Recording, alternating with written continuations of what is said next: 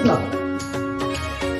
जुन समस्याहरू छ गाउँमा जे कुराहरू आउँछ पहिलो तपाईँको द्वार चाहिँ वडा सभा वडा सभापति वडा कार्यसमितिलाई हामीले छिट्टो पारेका छौँ अधिकारविहीन बनाएका छौँ। धेरैवटा सभापतिहरू जिल्लामा आएर गुनासो गर्नुहुन्छ हुँदा यो हाम्रो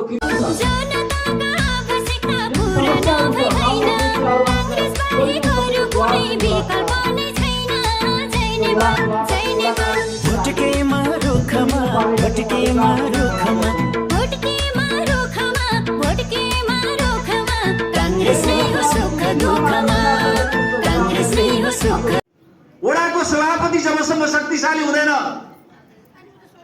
तबसम्म यो संगठन अगाडि बढ्न सक्दैन।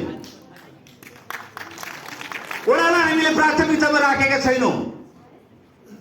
वडाको एउटा सामान्य किसान नेपाली कांग्रेसको समर्थक बित्दाखेरि पनि त्यो वडाको सभापतिलाई वडाको कार्यसमितिलाई जति समस्या टेन्सन हुन्छ त्यो टेन्सन हामीले माथि लिएका छैनौँ। त्यो वडामा जे घटना पर्छ त्यो सभापतिलाई जति टेन्सन छ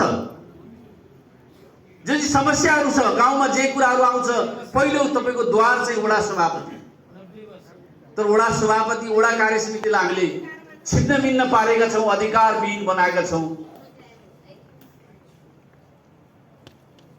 धेरैवटा सभापतिहरू जिल्लामा आएर गुनासो गर्नुहुन्छ हुँदा यो हाम्रो क्रियाशीलको सदस्य शुल्कको विषयमा पनि जिज्ञासा राख्नुहुन्छ। वडा यदि संगठन थिएन भने कसरी पार्टी चल्छ? कमसेकम यो नवीकरणको 50% वडामा राख्ने तपाईले व्यवस्था मिलाउनुहोस्। केन्द्रको नेताहरूलाई तपाईले भन्नुहुन्न हामीले श्रद्धाञ्जली पत्र भेटी लिएर जान पनि हामीसँग पैसा छैन, वडाको सभापतिलाई समस्या परेको छ भन्नुहुन्छ। प्रभावशाली केन्द्रीय सदस्यहरू मञ्चमा हुनुहुन्छ। क्रियाशीलताका आधारमा वडाको त्यो माग जाहेर छ, त्यसकारणले तपाईहरुले यो गरिदिनुस् र वडालाई पार्टीको जिल्लाभन्दा तलको संरचना जिल्लादेखि तलको संरचनालाई अधिकार बढिदियौं। अधिकार जति सबै केन्द्रमा खिचेर यो संगठन बन्दैन। हामीले अधिकारलाई पनि विनियोजित गर्न जानुपर्छ। मैदान खुल्ला छ, जोसँग तपाईको त्यो क्षमता राख्दछ त्यो अगाडि आफै तपाईको चाहिँ उम्रिएर नेता भएर आउँछ। नेताले आशीर्वाद दिएर नेताको नजिक बनाएर मात्रै त्यो नेता बन्न सक्दैन। हाम्रो अगाडि त्यस्तो खालको प्रतिस्पर्धा आइरहेको छ। त्यो प्रतिस्पर्धा चुनौती हेरेर हाम्रो संगठनलाई हामीले अगाडि बढाउन सक्नु नै वास्तवमा बिपी कोइरालाप्रति सच्चा श्रद्धाञ्जली हो। जनताको चेतना स्तर र हाम्रो संगठनको गति को तालमेल मिलिरहेको छैन।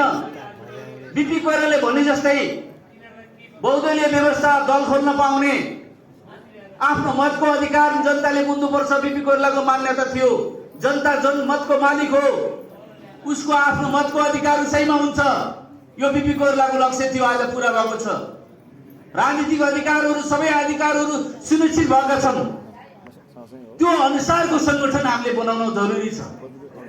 आदरणीय नेताहरू अत्यन्त भुइँबाट विद्यार्थीको चाहिँ भुइँबाट चाहिँ आएको नेताहरू आज मञ्चमा हुनुहुन्छ। त्यसकारणले आज यो भनाइ सान्दर्भिक छ।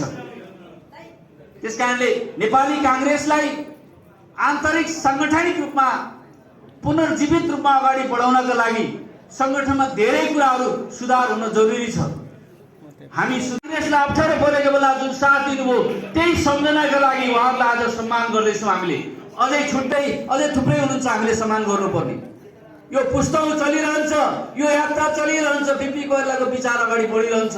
त्यसकारणले हामी संशोधन भएर हामी तपाईको नवीकृत भएर चाहिँ अगाडि बढ्न सकेको खण्डमा कुनै पनि समस्याहरू नेपाली कांग्रेसलाई कुनै पनि समस्याले छेक्न सक्दैन। नेपाली कांग्रेस चाहिँ यो मुलुकको प्रिय पार्टी, लोकप्रिय पार्टी फेरि पनि बनेर अगाडि बढ्छ। यही कुराहरू निवेदन गर्दै सबै आदरणीय नेताहरूलाई पुनः स्वागत गर्दै यहाँहरू सबैलाई स्वागत गर्दै आफ्नो स्वागत मन्तव्यलाई यहीँ बिटमार्ने अनुमति माग्दछु। धन्यवाद। जय नेपाल। कांग्रेसलाई अप्ठ्यारो परेको बेला जुन साथ दिनुभयो त्यही सम्झनाका लागि उहाँहरूलाई आज सम्मान गर्दैछौँ। हामीले अझै थुप्रै हुनुहुन्छ हामीले सम्मान गर्नुपर्ने। यो पुस्तौँ चलिरहन्छ, यो यात्रा चलिरहन्छ, बिपी कोइरालाको विचार अगाडि बढिरहन्छ। त्यसकारणले हामी संशोधन भएर, हामी तपाईको नवीकृत भएर चाहिँ अगाडि बढिन सकेको खण्डमा कुनै पनि समस्याहरू नेपाली कांग्रेसलाई कुनै पनि समस्याले छेक्न सक्दैन। नेपाली कांग्रेस चाहिँ यो मुलुकको प्रिय पार्टी, लोकप्रिय पार्टी फेरि पनि बनेर अगाडि बढ्छ।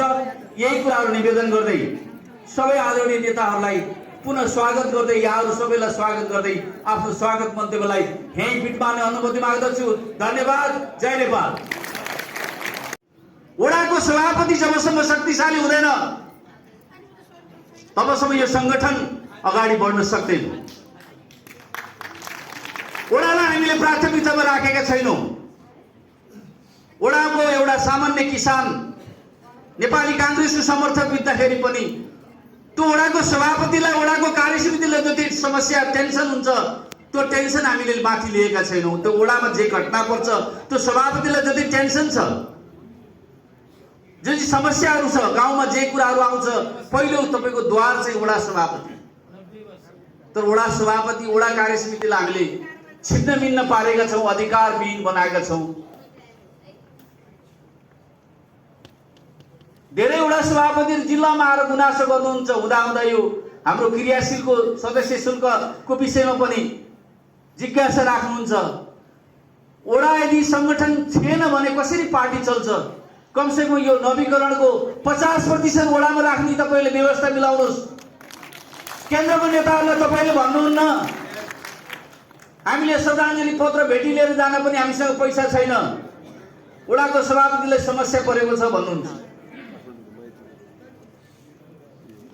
प्रभावशाली केन्द्रीय सदस्यहरू मञ्चमा हुनुहुन्छ। क्रियाशीलताका आधारमा वडाको त्यो माग जाहेर छ। त्यसकारणले तपाईहरूले यो गरिदिनुहोस् र वडालाई पार्टीको जिल्लाभन्दा तलको संरचना, जिल्लादेखि तलको संरचनालाई अधिकार बढिदिउँ। अधिकार जति सबै केन्द्रमा खिचेर यो संगठन बन्दैन। हामीले अधिकारलाई पनि विनियोजित गर्न जानुपर्छ। मैदान खुल्ला छ। जोसँग तपाईको त्यो क्षमता राख्दछ त्यो अगाडि आफै तपाईको चाहिँ उम्रिएर नेता भएर आउँछ। नेताले आशीर्वाद दिएर, नेताको नजिक बनाएर मात्रै त्यो नेता बन्न सक्दैन। हाम्रो अगाडि त्यस्तो खालको प्रतिस्पर्धा आइरहेको छ। त्यो प्रतिस्पर्धा चुनौती हेरेर हाम्रो संगठनलाई हामीले अगाडि बढाउन सक्नु नै वास्तवमा बिपी कोइरालाप्रति सच्चा श्रद्धाञ्जली हो। जनताको चेतना स्तर र हाम्रो संगठनको गति को तालमेल मिलिरहेको छैन। बिपी कोइरालाले भने जस्तै बहुदलीय व्यवस्था, दल खोल्न पाउने, आफ्नो मतको अधिकार जनताले बुझ्नुपर्छ। बिपी कोइरालाको मान्यता थियो जनता जनमतको मालिक हो, उसको आफ्नो मतको अधिकार उसैमा हुन्छ। यो बिपी कोइरालाको लक्ष्य थियो, आज पूरा भएको छ। राजनीतिक अधिकारहरू, सबै अधिकारहरू सुनिश्चित भएका छन्। त्यो अनुसारको संगठन हामीले बनाउन जरुरी छ। आदरणीय नेताहरू अत्यन्त भुइँबाट, विद्यार्थीको चाहिँ भुइँबाट चाहिँ आएको नेताहरू आज मञ्चमा हुनुहुन्छ। त्यसकारणले आज यो भनाइ सान्दर्भिक छ। त्यसकारणले नेपाली कांग्रेसलाई आन्तरिक सांगठनिक रूपमा पुनर्जीवित रूपमा अगाडि बढाउनका लागि संगठनमा धेरै कुराहरू सुधार हुन जरुरी छ। हामी